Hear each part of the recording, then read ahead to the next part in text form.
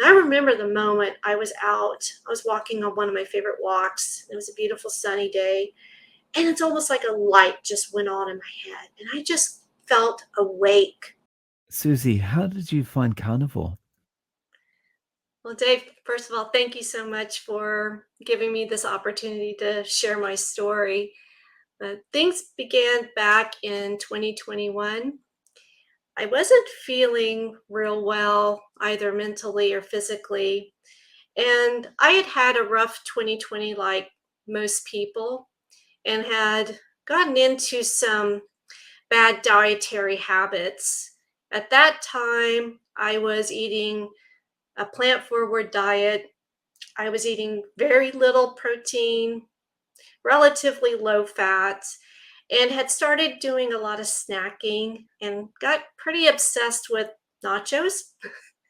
And I was trying to do one vegan or two vegan meals a day and one vegetarian meal. So I was getting some dairy in my diet, but very little in terms of the um, like chicken or pork or beef. And I was also feeling depressed, just very cloistered in my own home and not able to really interact with a whole lot of other folks. And, as one does, often you turn to eating to relieve stress, boredom, and those types of things. So I was definitely doing some emotional eating at that time. And I had been diagnosed with fibromyalgia several years prior and had pain and fatigue as a result of that. And it really kept me from exerting myself physically. So I was basically walking and hiking for exercise. And I did continue to do that, but my gym had closed and I was just very, feeling probably the worst I'd felt in a good long while. Um, I was about at the highest weight I had had since my adult years. I wasn't technically overweight, but I was very close to going over that line of being like a high normal weight to being overweight. So I was really uncomfortable in my body. I felt like I was carrying a lot of extra body fat, and I felt like I had a mom bod at that point. And so um, I really was wanting to change. I needed to do something for myself to take better care of myself and to get my energy levels back to where I felt like, and I wanted to feel more youthful. And so I decided to make some changes. And they started very gradually. First I eliminated the desserts I was eating, and then I over the course of weeks did small changes like that. I remembered back to when I had played around with William Davis's wheat belly diet. I don't know if you recall that, where you're eliminating grains like wheat and barley. And I thought, well, you know what? I had some success on that. I lost some weight that I had wanted to lose when I tried that, a few years before. Why don't I try that again and see if that helps me? And so I did start to reduce the bread, which I had never been a huge fan of bread. So it was a pretty easy thing to just reduce that from my diet, cut out the pasta, and started seeing some nice results there. But one day I had been looking in the freezer and saw, some dessert ice cream products my husband had been buying, and they were branded keto. And I thought, what is keto? I, is that an ingredient? What is that? So that led me to doing some Googling and some searching in YouTube. And of course, some of the big keto influencers showed up in my search. I saw information from Thomas DeLauer and Dr. Eric Berg, and started listening to some of the things they were saying. And I thought, you know, what they're saying in terms of carbohydrate, that makes sense to me, that, that would turn into sugar in your body. And I started putting some things together. I had in previous years some fasting glucose levels that were higher than what they really should have been for the weight I was at and my activity level. And I had one reading that was very close to being pre-diabetic, and it scared me because I have family members with diabetes, both type 1 and type 2, and I thought, I feel like I'm on this track of not being metabolically healthy. And when I would ask my healthcare providers about it, it was always just, oh, you're just, it's your system. You just have, more sugar in your blood or whatever. And all of my other biometrics were, according to their standards, were, excellent. And blood pressure, the cholesterol stuff and all that. And so there was never any concern from my health practitioners that I was in danger, but I was never satisfied with that answer. And I thought, this is just, it doesn't make sense to me why this would be where it's at. And the only time I got any real improvement with that is when I was on the wheat belly diet and I was not eating as much of the processed carbohydrates. So I thought, okay, well, I'm going to give this keto thing a try. And it was remarkable. I lost 20 pounds effortlessly. And I know a lot of that was probably water weight, but it just dropped off of me. And I went from 130 pounds to about 110. And it was effortless. The diet itself took me, I took about 3 weeks to transition and to feel well on keto. And I wasn't doing like a product heavy keto. I was doing pretty much like the bake at home kind of like keto biscuits, and then a lot of vegetables and leaner meats, mainly just chicken and seafood. I had not eaten red meat with the exception of one time for over 30 years. At that point, I had one instance where I had some wild harvested venison and I had that, but other than that, I had no beef, no pork, um, no red meat at all for over 30 years. And I was a little hesitant to add anything like that back because I wasn't sure how my body would adjust to that, and if I would, be able to process it. I had a history of IBS as well, and so I was a little bit worried about my gut. But at one point, I decided that I owed it to my health and to my body to add in red meat again. So I turned to a purveyor that's located out west here in the States and ordered um, grass fed, grass finished bison and elk and rabbit. So I know the rabbit is a little bit closer to white meat, but the elk and the bison were wonderful, and my body just rejoiced eating those products. I had really no, I was worried that I was going to be able to process it, or I would have like gallbladder attacks or something like that. But the only thing that happened was I had a little bit of gallbladder pain for maybe a month or so, and that resolved and that went away. And my body was very, very pleased to have that extra nutrition. And I felt like it was ethically a good thing to do because it was supporting regenerative agriculture, which I started learning more about. And I thought, I'm part Native American, and I thought it's a natural food for me ancestrally. So I thought this is a great thing. And so I started eating a lot of that. Unfortunately, it did get expensive. And so after a while, I thought, okay, I'm going to start eating beef and pork again. And I added those back into my diet. So by 2022, I had lost quite a bit of weight. And I lost another 20 pounds, which was too much weight for me to lose at that time.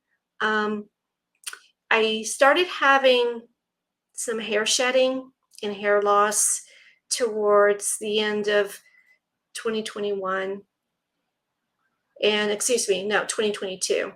And I'm sure it was because I was not eating enough and I wasn't eating enough fat because bison and elk are both relatively lean meats. So I knew that I needed to do something to improve that. And I also noticed that a lot of my normal walks that I do, I live in southwestern Pennsylvania. We have a lot of rolling hills, a lot of inclines and things. And I noticed that my walks that I normally took were becoming difficult for me, which I thought was very strange. I'm like, why is walking up this hill tiring me so? Well, I had lost muscle, unfortunately. The intermittent fasting plus the one meal a day and having not enough nutrition in my body, that really it was not good for me at that time. So I decided I was going to focus much more on the protein, and I was going to cut out the things that I was making with the almond flour, you know, that sort of thing. I was going a little bit, maybe a little bit of vegetable and mostly animal products. And I also started adding in big chunks of like 4, 6 tablespoons of butter to my food. I added also fattier cuts of beef, and which is, of course, the recommendation that a lot of the carnivore doctors in our space recommend for satiety as well as for ideal hormone production, energy. And by the beginning of, I think it was the beginning of 2022, that January, February, I was pretty much all transitioned over to mostly carnivore diet. I still So, drank sorry, just to clarify, that was beginning of 2022 or 2023? 2022. Sorry if I got my timeline, yeah, a little bit messed up there. Yeah, because I've been on the carnivore diet nearly, it'll be 2 years next, like late January, February. So I noticed that once I started doing that, my hair started growing back. I had all these little irritating wisps of hair coming back around my crown, and the shedding stopped. I started gaining weight, which was good. And I think at my lowest weight, I had gotten almost down to 90 pounds, which is, I'm 5'1". It was too low for me. So I slowly started gaining the weight back, and I started working with a personal trainer too, because I thought, okay, Dr. Berry's saying eat meat, lift heavy weights. That's what I need to do, but I hadn't been in the weight room in many years with fibromyalgia. I was concerned that I was going to injure myself doing something dumb or aggravates my shoulder, which I've had a couple of accidents and have a little bit of a rotator cuff problem. I thought, I need professional help. So I got a personal trainer and started lifting weights, and progressively have gotten, my strength is probably at least doubled since I started working out. So I've been on a path to increase my muscle mass, increase my bone density, reverse sarcopenia, which I'm sure our listeners will probably know. Once you hit your mature years, you are very likely to lose muscle mass and bone density if you don't do any kind of weight bearing exercise. And I was really afraid because I'm of the demographic that you can suffer osteoporosis pretty easily. And having had such a nutrient deficient diet for 30 plus years, I thought, you know what, I need to really take the reins of my health and do some things that were going to be a lot of work, and it was a lot of learning too. But the results were just, they amazed me. My biceps have grown an inch around. And I'm like, I can't believe that someone who is postmenopausal can do that, that the body can heal itself to that degree. I had started a little journal with my measure, I took the measuring tape, like Dr. Berry said, measure yourself, and rather than do the scale thing. And I did like a 1 year mark, and I'm like, I just can't believe it. And I know this would not have happened if I had not adopted, the carnivore diet. It was just, it was success well beyond what I would have predicted, and probably one of my greatest non-scale victories in terms of my health, to know that, I can take those hills now, no problem, no fatigue. I can do chin-ups, which That, I don't. that's awesome. So, I mean, it really is like it's we shouldn't frame it this way, but it really is like a magic pill. It's really like this magic, it's the steroid that's not really a steroid. You just give yourself the right nutrition, and your body takes care of everything else, right? Yeah, yeah, and it's amazing too. I've heard of people getting improvements even without the exercise, especially like the body recomp and being able to see abs and all that interesting, wonderful stuff too. But when you combine it with the weight bearing exercise, the results can be really amazing. Now, it's taken a while, and because I had been diagnosed with fibromyalgia, part of me was very hesitant to start on anything that would be like strenuous. And I had been doing some exercise. Like I said, I was walking and hiking during 2020 and 2021. Prior to that, I had been doing some Zumba, and prior to that, I had been doing martial arts, and I started with very gentle form of Tai Chi, and worked up to doing some actual, what they call Jibingang, which is like a Kung Fu style training where you're building up the muscles of your legs. Unfortunately, I had injured my knee during some of my martial arts practice, and had what I suspect is a meniscus tear in my right knee. So over life, you accumulate injuries. If you're an active person, it's kind of inevitable. But I always felt that with the fibromyalgia, my body took a very long time to heal, if it healed.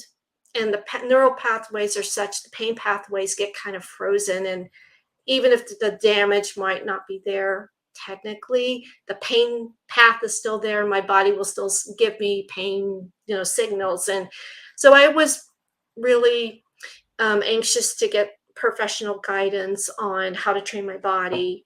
Now, I still have pain with my right knee, but it's nowhere like it was. And over this past summer, I was doing Dr. Sean O'Mara's sprint protocol, and actually doing sprints. And I'll tell you a funny story about that. Back in October, I had, not this October, but prior October, it's October, I think, November, I just had this surplus of energy, and I was at my community park, and there are some nice straightaway gravel paths that are just perfect to walk on. And I thought, I'm just going to run. I'm going to see what I can do. So, secured my glasses, put my phone in my pocket, and I'm like, okay, girl, go. And I booked it, and I'm like, I can run again. And I thought, I'm going to try that again. So my husband and dog were at the park with me, but they were off a little ways, and they were a little distant. My husband could see me from a distance, but he didn't know it was me. And I did it again, and I booked it, and I thought, this is fantastic. I feel so free. I feel strong. And anyway, my husband walks closer and closer and closer to me, and I can see this expression on his face. His eyes kind of get big, and he's like, and I looked at him, and I started doing a Zumba dance, and like, and he came up to me and he said, I thought, who is that like 20-year-old woman? Like, boy, she's really booking it. She can really, and it was priceless. It was just priceless. And I thought, I know if I had not made those changes, I would not have been able to have done that. There just wouldn't have been anyway. I wouldn't have trusted my body. I wouldn't have known, or I wouldn't have felt like I could recover from something that was I'm just going to do it and see what happens. So carnivores helped my confidence, my ability to recover, and just that energy. And just the other day, I was helping out with something, a volunteer event, and the music was playing, and I just thought, I just I'm just gonna dance. And and a couple of other people kind of like danced a little bit with me. And I'm like, isn't that what life's about? Like the spontaneous joy and being able to move naturally like a human being should be able to move and to respond to your environment, respond to your energy system. And when you have excess energy, to be able to do something fun with it, you know? Right. And there's nothing quite like the feeling that when you can't really do something very well because of joint pain or whatever it happens to be. So you avoid doing it like running. And then suddenly you realize you can do it again. It's such a awesome feeling, right? It is. It really is. And you feel like you're regaining something that you might have lost. And it really helps your sense of confidence in your physical abilities. And it also shows you that most of us are much more resilient than what we really understand or realize about ourselves. And, sometimes we have to push ourselves. Sometimes we have to have some grit and to get ourselves into a position. Now, if I had tried to do that in 2020, I probably would have tweaked my knee, rolled an ankle, fell on my face, had end up in urgent care with people probably laughing behind the door saying, what in the heck was that lady trying to do? But yeah, so the the recovery of my body has just been priceless, and I'm just so grateful for the influencers out there and for the carnivore nurses, doctors, coaches, nutritionists that are supporting this way of life, because it really is beyond just a diet. It's a way of life and a way to recover health. At least that has been my experience. I've also had a lot of unexpectedly good health benefits beyond just the exercise aspect of it. I had dry eyes, which would wake when I would wake up, I'd have tears running down my face in the morning, and my eyes would just be scratchy and gnarly, and it wasn't good. And my eye doctor basically told me, well, either you can take the eye drops or you can suffer. And I'm like, guess I'm going to suffer because I'm not one for medication. I haven't taken pain medication since I hurt my knee back in, I think it was in 2014, maybe. Yeah, I rarely take anything other than maybe for allergies occasionally. So I was resistant to that. And it just occurred to me like a few weeks back that I can wake up and my eyes feel pretty much normal. They're not oozing and, bothering me like that. I'm like, oh, that's interesting. I know that's probably the effect of a proper human diet plus the increased fat. My rosacea is practically gone. I still flush a lot when I exercise, but it's probably Scots Irish ancestry there. Um, I had a condition called KP, and don't ask me what that is. It's a benign, non-contagious kind of skin. People call it like chicken skin or goosebumps or goose pimples or whatever. It's just a little bumpy stuff that you get on the back of your arm. And my backs and my arms are completely clear now. I still have a little bit of that on my legs, which I'm hoping eventually will clear itself. Um, but the I I arms, the I arms, just checked. That KP is keratosis. yeah, exactly, Mm. yeah. hmm And I remember watching a Dr. Barry video about that, and he was saying that it could clear up, and I'm like, really? It can? And it certainly did on the backs of my arms. So skin improvements, like I said, my hair's grown back. I've gotten a lot more hair around my temples. Some of it's coming back. I used to be a redhead, believe it or not. I was a ginger. Now I'm more auburn, trending towards brunette. But I'm starting to get a little bit of dark hair kind of growing into where it was mostly silver. So really interesting. I don't mind my silver streaks all that much, really. Wisdom hair, but we'll see. We'll see if there's any more changes with that. But my gut health is way better, way better. I used to have bloating that would require me to, wear my special pants and so much discomfort. The IBS was really awful, and that started back when I was probably around 16 years old. And when it initially started, I had so much pain with it. I remember being in French class one year, sitting there in high school, and I was trying to write something in class, and the pain was so bad, my hands were shaking from it.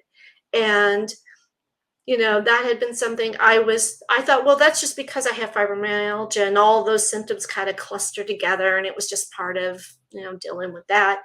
And after I started keto, and then I eliminated, the grains and the beans, the legumes, the bloating went almost completely away. Now, if I eat a lot and drink a lot of water, I'll have a little bit, but then it'll go back down. But this was like chronic, and it was like pregnancy resembling levels of bloat. And after my weight loss was completed and I started trying to reverse that, with healthy weight, I have a little bit of loose skin on my stomach from just years and years and years of bloat. I'm hoping that will kind of smooth off. It's not very obvious. It's just a little bit, but I'm like, I don't care. I mean, really, I feel so much better with my gut health, you know. And I did have, hopefully this is not TMI for your listeners, but I did have some constipation when I was at the stage of my transition, when I was eating meat and just meat and veg. But I started listening to a lot of Dr. Anthony Chaffee's videos and the information that Sally K. Norton was um, relating about oxalates and plant toxins.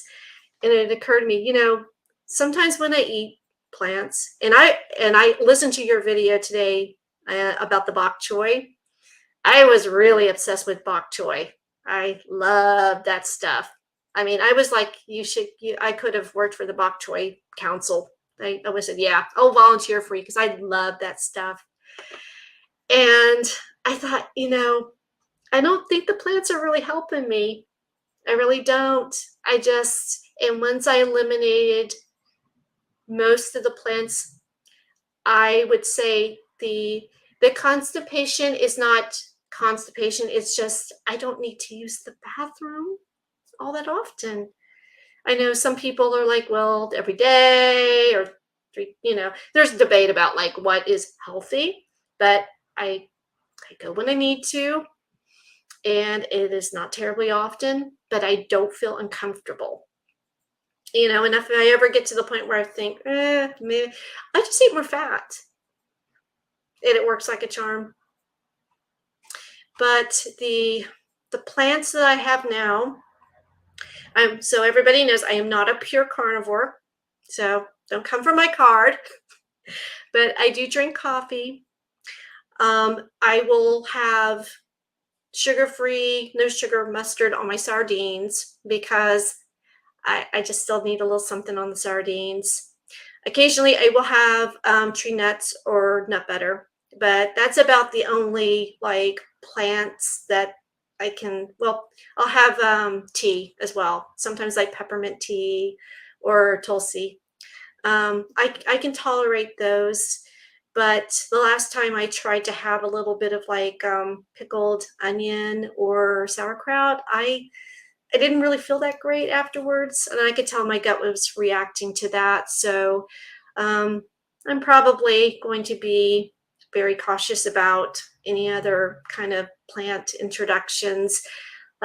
We do like to go to our Brazilian steakhouse for special occasions, and have to say the picanha is like my favorite thing in the world right now to eat. That's like about my favorite meat.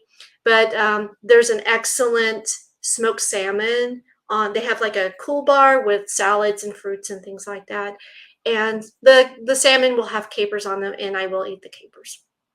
But other than that, I don't miss the plants really. Sometimes I miss like like a crunch texture, and when that happens, I just get some pork rinds.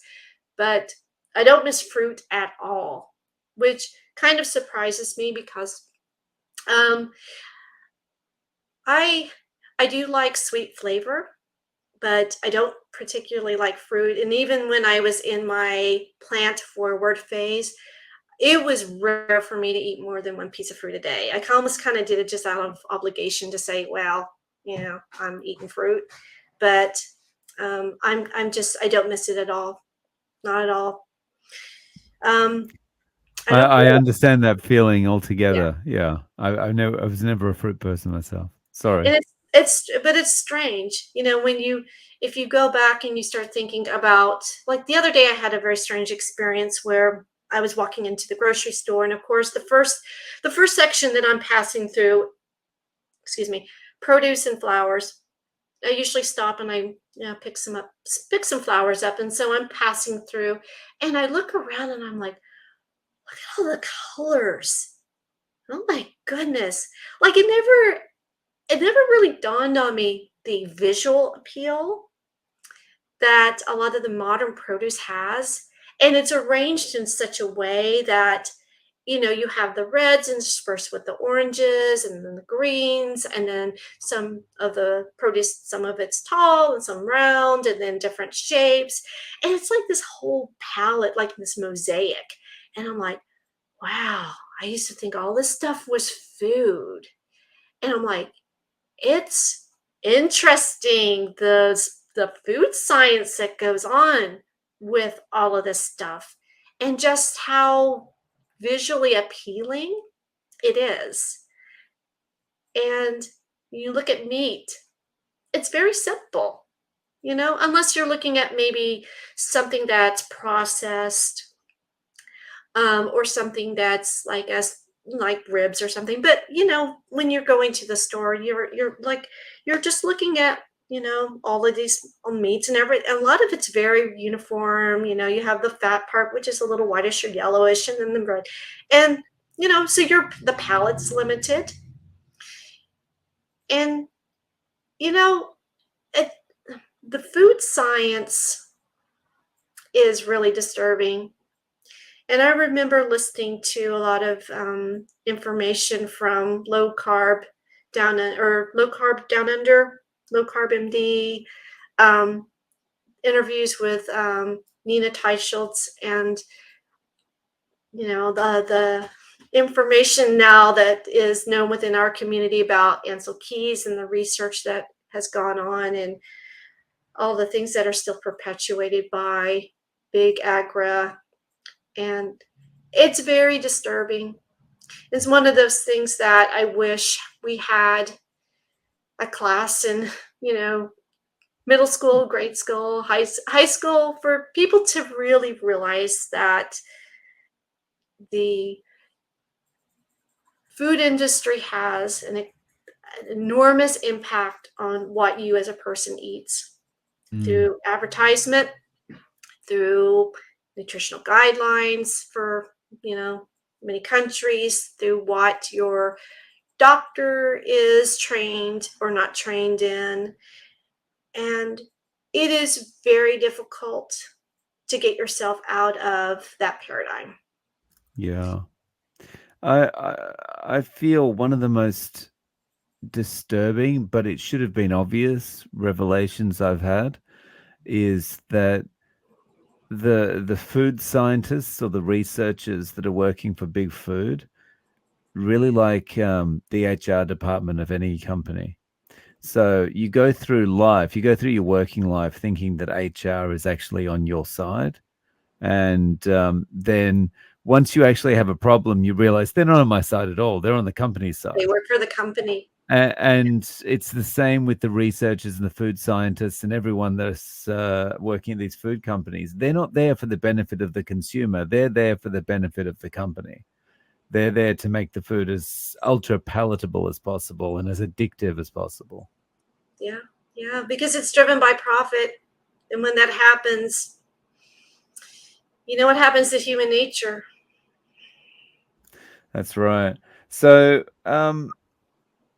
how is your husband with this? You talked about, his keto desserts were what kind of brought you into this, but and he's seen you running, he's seen this change in you. Has he moved over as well? So, my husband follows a keto diet and he has adopted a much heavier animal based keto. He still likes a little bit more of the product than I do, but he almost never eats any vegetable at all. And I don't think he was ever terribly fond of them, except he is one of the rare people that really does like Brussels sprouts. he he does like them, believe it or not. So we do have. I think we may still have some frozen Brussels sprouts in the freezer somewhere. He tried adopting like the avocado, like eating the avocados and the artichoke hearts, and neither of them went over well with him. So he was trying to, because healthy fat and soluble fiber, that sort of thing. Um, he loves like sausage, and we're able to get clean ingredient sausages at our Costco. So he likes that, loves bacon. He likes turkey bacon too, which is a little bit lean for me. Hamburger, eggs. He's a huge fan of eggs. Where we kind of differ is that I like very fatty meat. Like picanha is like my favorite. I love ribeyes. I like Wagyu ground beef. That's one of my absolute favorites. I know it's not the real thing, but it's what I get at Costco. But if we go out to the steakhouse, if he gets a piece of meat or something, and if there's a little bit of fat, he will like cut it off and give that to me. So we have the Jack Sprat thing, right? He eats the lean and I eat the fat, so it works out pretty well. I think he worries a little bit still about potential health impacts, about eating quite as much meat as we do. And I've tried to reassure him based on what I know. I'm not a health practitioner or a doctor or anything like that, but I learn from what I think are very good sources, and I trust them. And I have results, so I'm inclined to believe that what they're telling us about the proper human diet is the case. And it just makes ancestral sense as well. But he recently went to his doctor and had his blood work done, and his biometrics, and everything was completely normal. Everything. And I'm like, I was just over the moon. I was so happy for him. So happy for him. So he's doing very well. Recently, he had a health issue that was reducing his appetite, and it was difficult for him to eat the normal amount of meat he was eating. He could still eat eggs a little bit, So he leaned into eggs and keto chow as well. We had never tried keto chow before, so he did the keto chow as a replacement meal for him while he was having a reduced appetite. But he's pretty much back to normal now. So not to push product or anything like that, but in terms of clean ingredient meal replacement, I told him about it and I said, some of my keto friends recommend this, and it's intended to be a meal replacement if you're having dental work or, some issue with your appetite and you just can't tolerate food. There's savory flavors and sweet flavors, so that worked well for him. But yeah, he was a little bit concerned at first, and I think he's coming around. He doesn't do quite the deep dives that I've been doing in learning and research. I've always had an interest in pathology. I started out my college career as in pre-med, but chemistry and I didn't get along too well. So I switched majors at one point, but I still have a real interest in health and, the pathology part of it.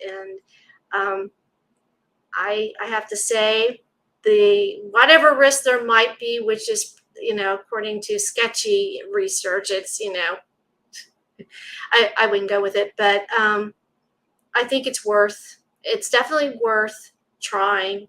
I would encourage anybody who is interested, and if you have health problems that aren't being addressed adequately, look to your diet, look to nutrition. Our food should be our medicine largely. And I know diet doesn't fix everything. And I know that we're still human at the end of the day. And as Dr. Berry says, something's going to get you eventually.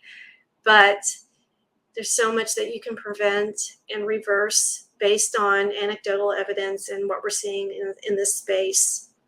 It's definitely worth a try. So I am using a little bit of our time here to proselytize the carnivore diet. I haven't had a lot of conversations with other people about this. My family knows. I've talked to them a little bit about it. And mostly the reaction I've gotten is just kind of well, that's kind of weird, and sort of passive disinterest. Surprisingly, the people that I told in my yoga class were pretty open to it. I was kind of surprised. I thought they're going to boot me off my mat and run me out of here. But so some of the interest I've had has been genuine, but I think it's more along the lines of like, I'm glad you're feeling well. I'm glad you've gotten results, sort of thing. I haven't talked to my own doctor since going carnivore. I was low carb keto when I saw my doctor last. And when I had my blood work done at that time, everything was completely normal. Like the nurse called me and said, yep, everything's normal, completely normal. I was like, yeah. So I'm expecting the next time I go and have blood work, I'm expecting good results. I won't know until I actually have the blood work done, but I generally don't go to the doctor unless I have like an ear infection or something like that. But the other interesting thing, forgot to add, I haven't had an upper respiratory issue since 2019. And yeah, no colds. I've had a few things with my stomach that I suspected were bugs. They came and went within 24 or 48 hours, and I was fine. But I haven't had any respiratory problems. And I was the type of person that, because of my allergies would generally lead to bronchitis, or I would have like at least twice a year in March, in October, when the weather changed, I would just expect to get a cold. And year after year, it happened. And I've been very pleased. I'm like knocking on wood that I'll keep up the good track record. But I know that if I do come down with something, then more than likely my immune system will be able to handle it. I do have a heart murmur, since a child, and my heart seems to be functioning very well. My blood pressure is like I take my blood pressure, sometimes it's like 94. It's like just ridiculously healthy. Um, when I had gone to the doctor last time, I had a little bit of the white coat syndrome, and my blood pressure was a little bit, it was still normal, but it was a little bit higher. So I got a cuff monitor, home monitor, and I take my blood pressure periodically, and just to see how things are trending. And they're great. They're great there. So I'm about at the weight that I want to be. I was playing around with the idea of maybe doing a cut and trying to lower my body fat to see if I can get my abs to pop. And I'm like, started listening to Dr. Kilt and Dr. O'Mara, and I'm like, I probably should keep my body fat where it is and not go down that path. I had eating disorder issues with anorexia in the past. And so I have to be very careful that I don't undereat, because that is my natural tendency, unfortunately. Um, though I have to say my mental health has been better than it's been in years and years. Um, I've So noticed can I that. just, Oh, do you mind if I just touch on the mental health a little bit? sure. So how has your outlook about the future changed, if at all? My outlook on the future, it's a lot more joyful, I think.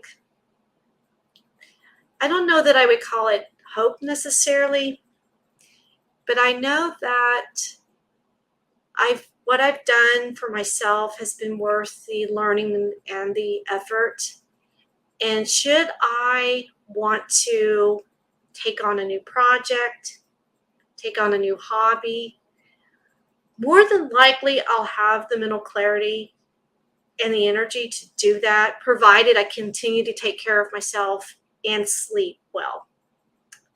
Um, I'm hopeful that I'll continue to improve my muscle mass, and I'm right now cooking up maybe a new physical challenge goal that I want to do.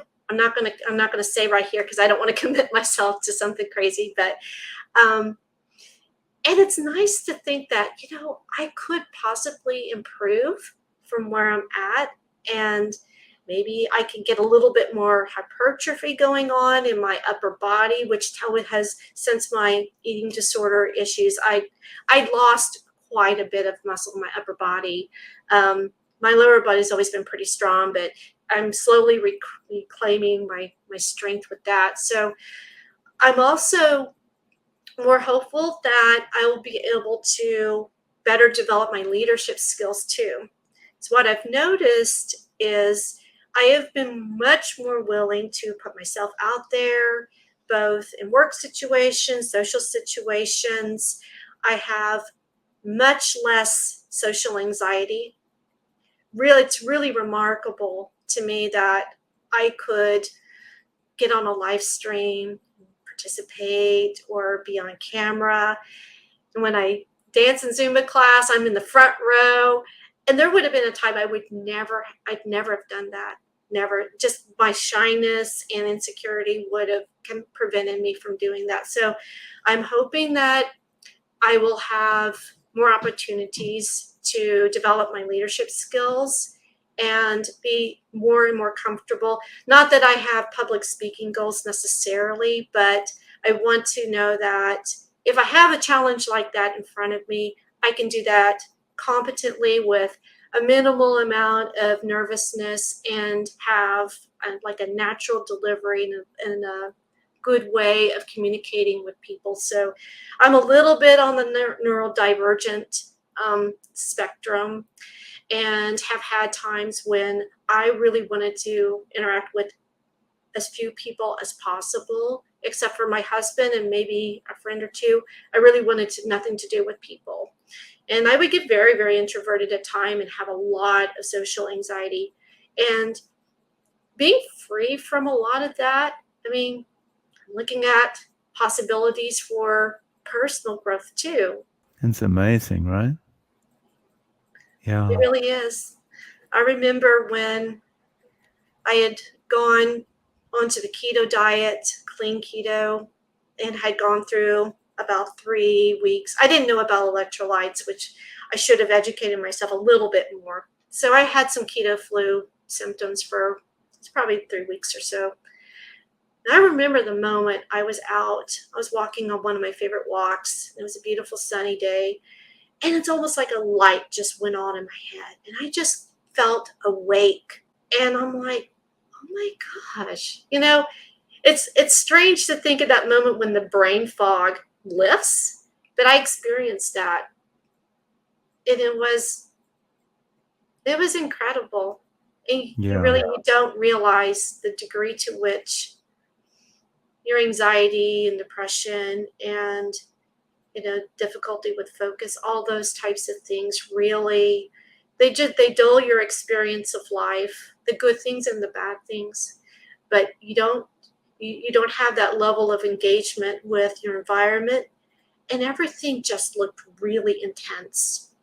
It was clear, and really it was a profound moment for me, and that's when I realized that the diet was doing more for me than just strictly, body recomp. That's awesome.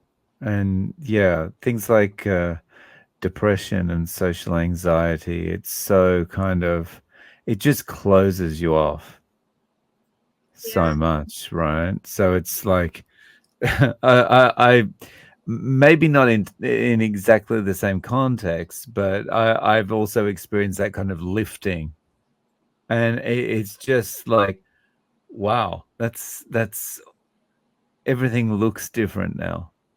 And Yeah. you just think about I'm not a person that believes that you should spend a lot of time in regret.